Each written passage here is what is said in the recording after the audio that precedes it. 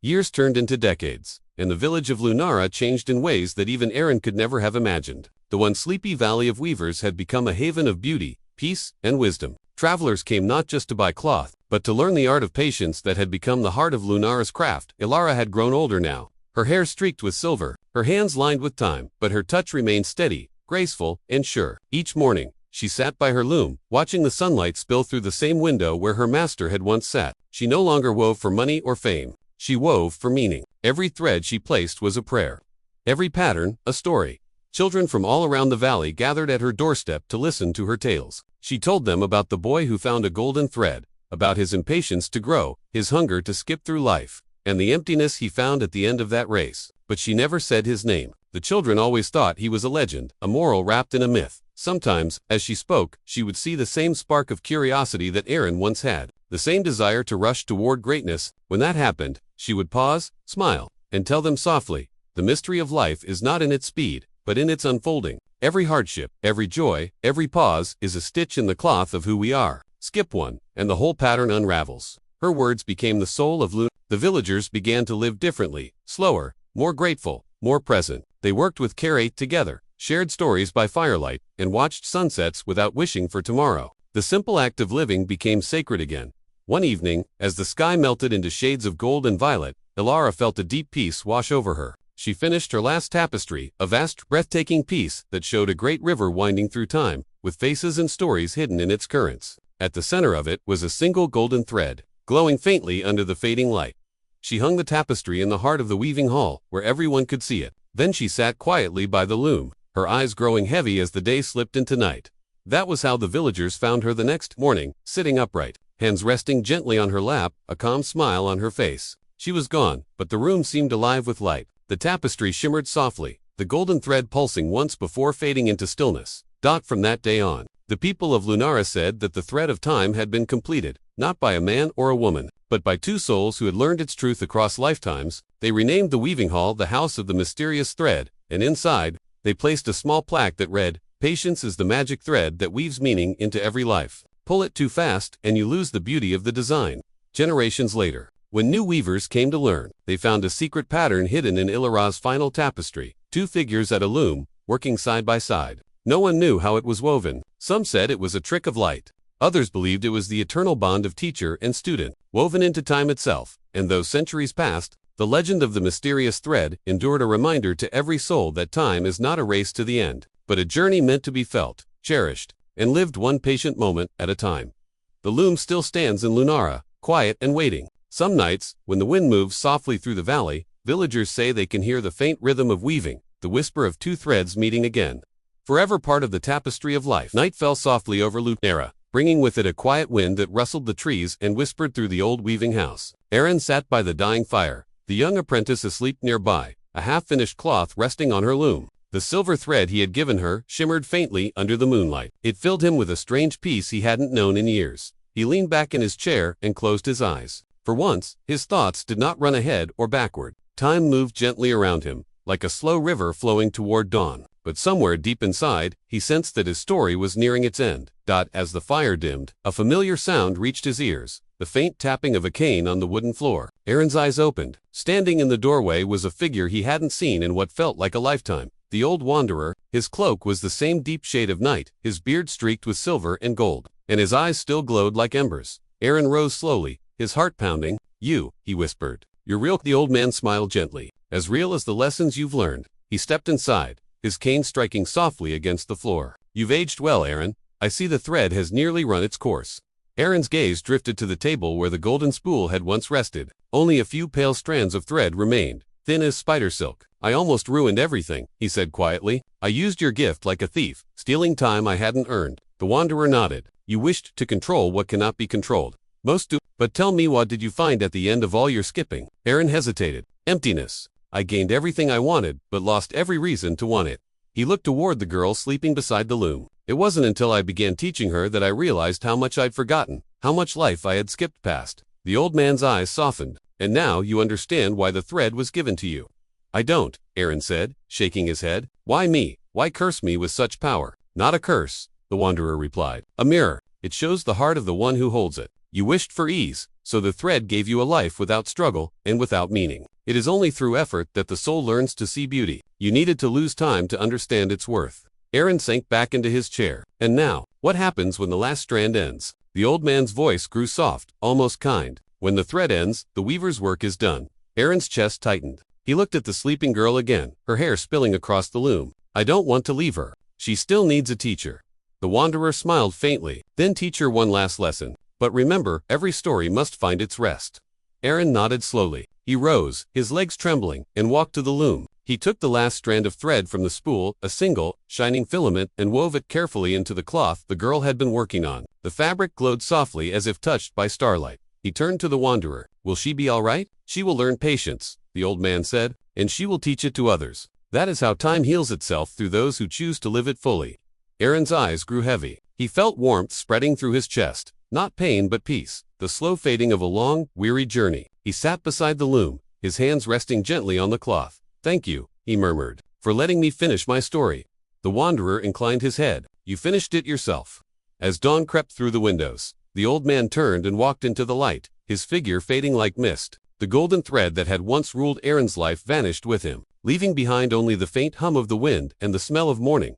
When the young girl awoke, she found Aaron sitting peacefully by the loom, a faint smile on his face, his hands still resting on the finished cloth. The silver thread shimmered softly across its surface, forming patterns she couldn't quite understand, patterns that seemed alive. Moving like flowing water, she touched the fabric and felt warmth spread through her fingertips. Outside, the first rays of sunlight lit the fields of Luna, turning them gold once more. Though she didn't know it yet, she had inherited something far greater than skill, the patience to weave her life one moment at a time. And from that day on, every cloth she made carried a glimmer of that mysterious silver thread, the thread of time, of wisdom, and of a weaver who had finally learned that the beauty of life lies not in its speed, but in its stillness. Years had passed since that quiet morning when the young girl had found her master, Aaron, peacefully asleep beside the loom. The small weaving house had since become a place of quiet reverence. Villagers still spoke of the cloth he left behind, shimmering with an unearthly silver light that never faded. The girl, now grown, was known as Alara, the finest weaver in all of Luna. She had learned not only the craft of weaving threads, but also the deeper rhythm of patience that her master had lived and died to understand. Every dawn, Alara sat by the same window where Aaron had once worked. The loom still creaked softly, the way it always had, and she still felt his presence, not as a ghost, but as a gentle calm that filled the room whenever she began her work. She never touched the golden spool that had appeared again one day beside the finished cloth. She kept it sealed in a wooden chest, just as Aaron had done after his second chance. Sometimes, she would take it out and stare at it. The thread was shorter now, only a few gleaming inches left. She could feel its quiet hum, as if whispering promises of time saved, of pain avoided, but she never pulled it. Instead, she wove stories. Her tapestries told of storms that tested courage, of winters that taught endurance, of children who grew by falling and rising again. The people of Lunara came from far and wide to see her work, not because her cloth was beautiful, though it was, but because they felt something in it, a pulse of life, a truth that made them slow down, breathe, and remember that each day was a thread of its own. One autumn evening, as the sun burned orange across the fields, a young boy came to her door. He was thin, barefoot, with curious eyes that glowed with the same restless spark Aaron once had. The days that followed were quiet, almost painfully so. Aaron no longer touched the golden spool. It rested on the table beside his bed, half empty, coiled like a sleeping serpent. The thread had lost its light completely, but he could still feel its presence, a faint pulse, like the memory of a heartbeat. Every time he looked at it, a cold ache settled in his chest.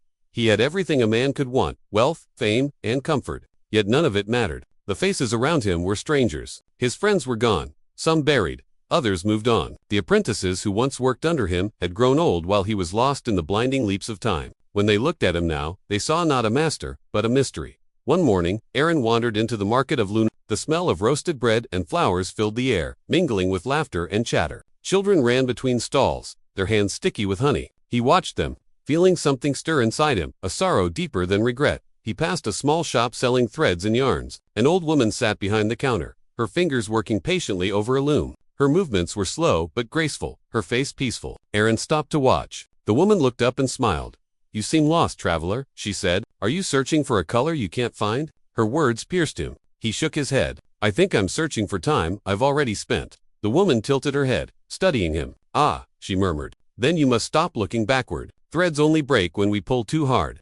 He left her shop quietly, her words echoing in his mind. But as he walked, he felt the old itch return, that whispering pull from the spool waiting at home. It called to him, not with promise, but with familiarity. It was a habit that had carved itself into his soul. That evening, he sat in his workshop, staring at the final coil of thread. The temptation clawed at him. He wanted to go back to see his mother again, to undo what he had done, to live the moments he had thrown away. But he remembered the wanderer's voice. The thread only moves forward, never back. Despair settled like a shadow. He thought of pulling it one last time, just to end it all quickly, to skip the emptiness, the loneliness, the ache of regret. His fingers hovered above the spool. The silence in the room deepened until he could hear his own breath trembling. Then a soft knock came at the door. A young girl stood outside, no older than 12. Her eyes were wide with admiration. "Are you Master Aaron?" she asked shyly. "My mother said you were the greatest weaver in all the lands. I wanted to learn from you." Aaron stared at her, stunned. No one had called him master with such sincerity in years. Her smile was bright, her hands stained with dye, her spirit full of the same eagerness he had once carried. He hesitated, then nodded. "Come in." The girl stepped inside, her eyes shining as she looked around the room. She touched the loom reverently, then pointed to the spool. "Is that gold thread? It's beautiful." Aaron quickly covered it with a cloth. "It's dangerous," he said quietly. "Not all threads are meant to be woven."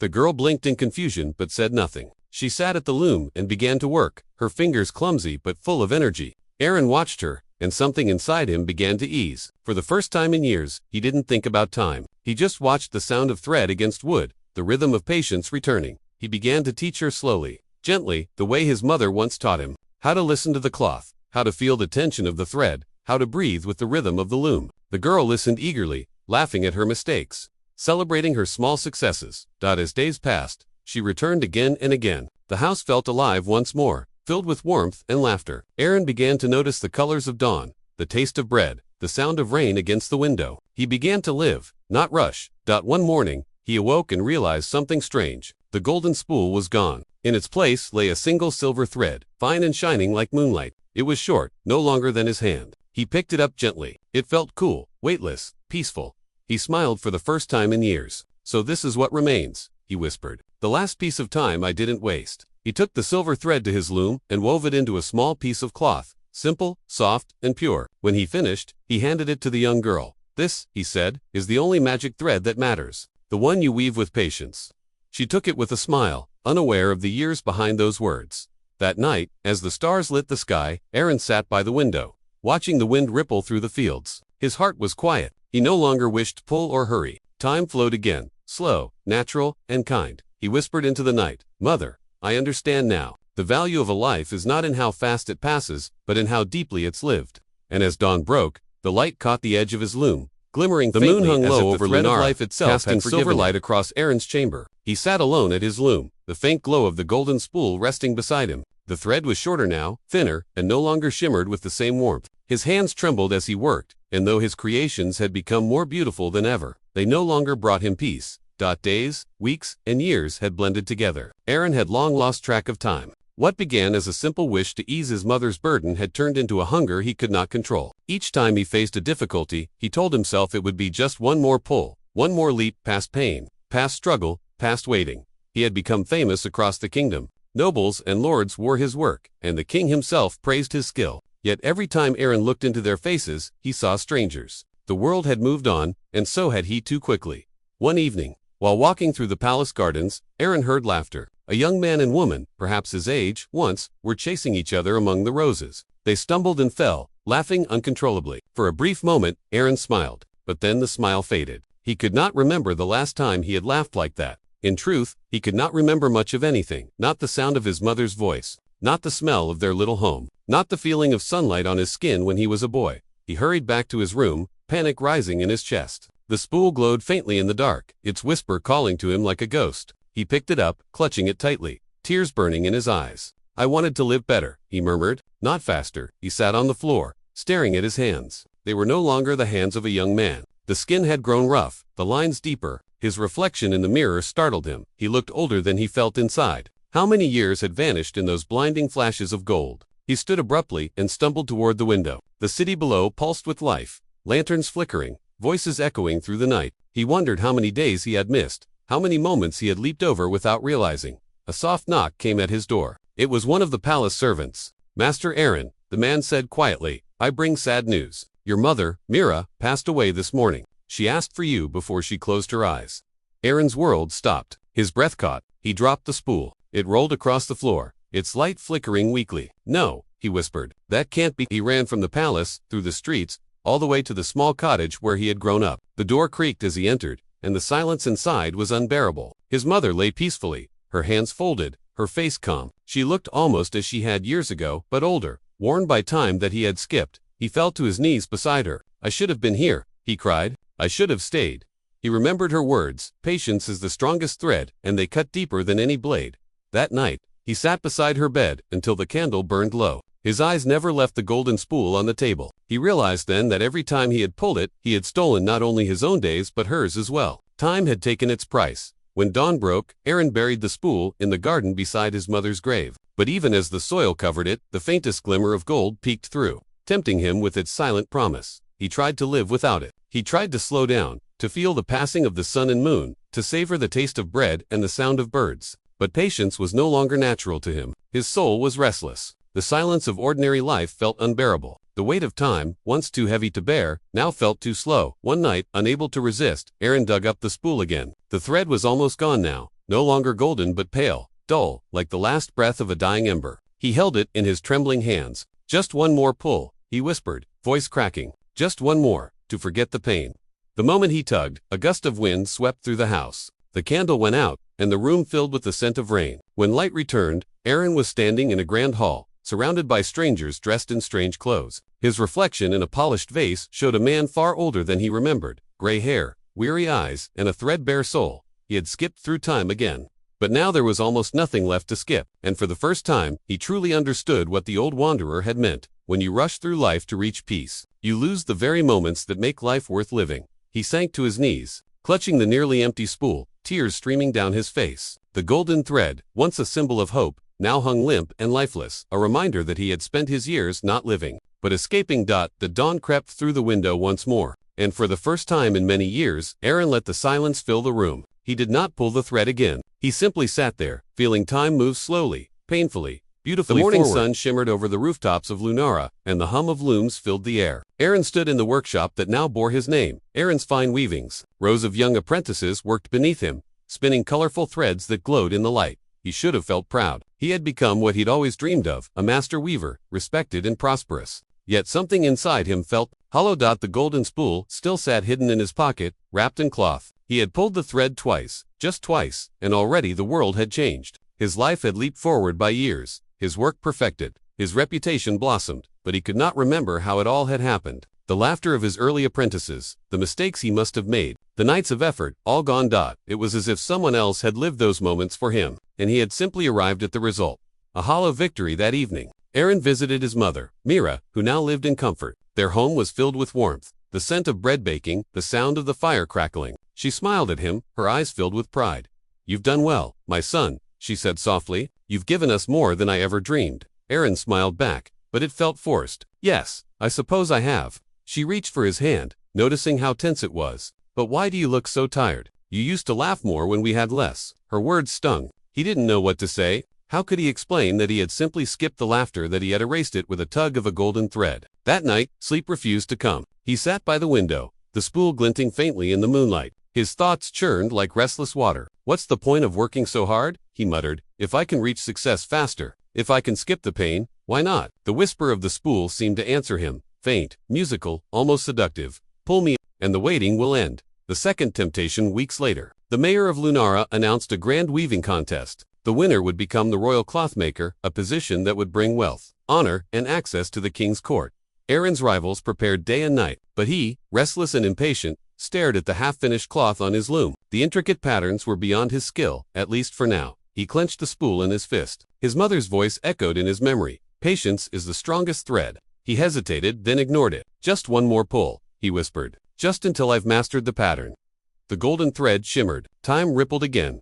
When he opened his eyes, the cloth was complete, the most beautiful creation he had ever seen. Its colors danced like fire and sunlight. His hands trembled as he touched it. He could barely believe it was his dot, but when he looked in the mirror nearby, his reflection startled him. He was older again, not much, but enough to notice the faint lines under his eyes. He had skipped not just the hard work, but more years of his youth. Still, the contest came, and Aaron's cloth dazzled everyone. He was crowned the royal weaver of Lunara. The crowd cheered, music played, yet amid the applause, a strange emptiness echoed inside him. He didn't feel triumphant, he felt detached, as if he had stolen his own victory. The silent year's days turned into weeks. The palace gave him endless work, gold-threaded robes, silk banners, and intricate tapestries for nobles who never smiled. Life moved fast, and so did his impatience. Every time hardship approached a mistake, an argument, a moment of failure, he reached for the spool. And every time he pulled, time jumped. Seasons passed, like moments. Faces changed. The boy who had once dreamed by the river became a man surrounded by wealth, but without memories of joy. He couldn't recall the smell of wet earth after rain, or the laughter of friends, or even the sound of his mother's lullabies. His life had become a chain of empty triumphs, each achieved without effort, each leaving him emptier than before. One morning, Aaron walked through the bustling market and saw a group of children playing by a fountain. They were weaving flowers into garlands, their laughter echoing like birdsong. He stopped to watch, his heart aching. He remembered being one of them once, when life was simple and time was endless. A little girl looked up at him and giggled. "Mister, why are you sad? You have fancy clothes and shiny shoes." Aaron forced a smile. "Because I forgot how to play." That night, he returned home and took the spool out again. It glowed faintly, the thread shorter now, almost half gone. He held it to his chest and whispered, "I wanted to control time, but it's controlling me." The whispering inside the spool stopped. For the first time, it was silent, cold, almost accusing. And in that silence, Aaron realized he was weaving his life surrounded by golden hills and whispering rivers. There lay a quiet village named Lunara, a place known for its weavers. Every house in Lunara had a loom, and every family spun dreams into threads. Among them lived a boy named Aaron, barely 16, with bright, curious eyes and calloused hands that had already known years of work. Yet, unlike the others, Aaron's threads never came out, even. No matter how hard he tried, his weaving always carried a flaw, a crooked line, a broken strand, or an uneven color. The villagers often joked that Aaron's cloth tells stories instead of selling in the market. But Aaron didn't laugh. Inside him burned a quiet ache, the desire to make something perfect. Something that would change his mother's fate and his own. One autumn morning, while gathering bundles of cotton near the riverbank, Aaron overheard two old men whispering, "They say the mysterious thread still exists." One murmured, "A single strand that can bend the pattern of your life." The other replied, "But beware." The first warned, "Those who pull it too far lose the joy of the weaving itself." Those words struck Aaron like lightning. What if I could find it? He thought, what if I could change my mother's tired hands and our endless days of hunger? The legend haunted him. That night, as he lay beside the faint crackle of their small fire, he whispered to the stars, "If such a thread exists, let me find it. I'll use it wisely, just enough to make life better." His mother, Mira, stirred beside him. She was gentle and kind, her hair silvering from years of toil. She smiled in her sleep, dreaming perhaps of better days. Aaron looked at her hands, rough from spinning, thin from giving. That sight carved a promise deep in his heart. "One day, I'll weave a future where you can rest." Mother, days passed, and Aaron's curiosity only grew. Between chores, he would sneak off into the forest or sit by the riverside, sketching patterns of golden threads in the dirt. The older weavers laughed, saying, "You can't chase a legend, boy. Threads are made with patience, not wishes." But Aaron wasn't like them. His dreams were larger than the loom he worked on. Each mistake he made only pushed him further to seek that mystical perfection, the one that could make every woven line flawless, every life moment easy. One evening, as the sky blushed with twilight, a strange wind swept through Lut. The air smelled of rain and cedar, and the streets emptied as villagers hurried inside. Only Aaron lingered, caught by the glow of a distant light flickering near the old stone well at the edge of the village. There, hunched beside the well, was a figure cloaked, frail, and shivering. The old man's beard was long and tangled, his eyes tired but sharp like molten gold. "Boy," the old man croaked, "would you spare a meal for a traveler?" Aaron hesitated. Food was scarce, but he saw the man's trembling hands and couldn't walk away. He guided him home, offering a bowl of soup and a place near the fire. Myra, though surprised, said nothing. She only smiled and whispered, "Kindness is the thread that never breaks." The old man watched Aaron closely as he ate. "You are not like the others," he said finally. "Your eyes hold time itself." Aaron blinked, confused. "Time. I only see what is missing."